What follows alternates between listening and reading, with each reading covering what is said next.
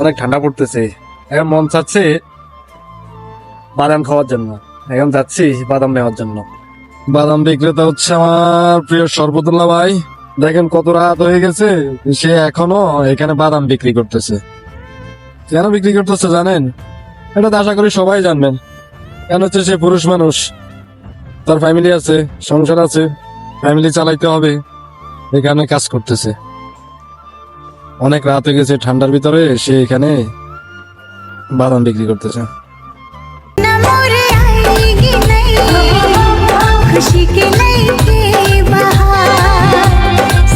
বাদাম তো নিয়ে নিলাম, এই যে বাদাম, এখানে 20 টাকার বাদাম।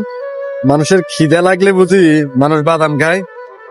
আমার এক প্রিয় ভাই আমারা বলছে খিদে লাগছে, পরে আমি ওনার রিপ্লাই দিলাম যে ভাই বাদাম নিয়ে আসবো, সে বলে নিয়ে আসেন। এখন আমার মাথায় একটাই জিনিস ঘুরপাক খাচ্ছে যে মানুষের খিদা লাগলে বুঝি বাদাম খায়। আপনারা বলে যান কমেন্টে।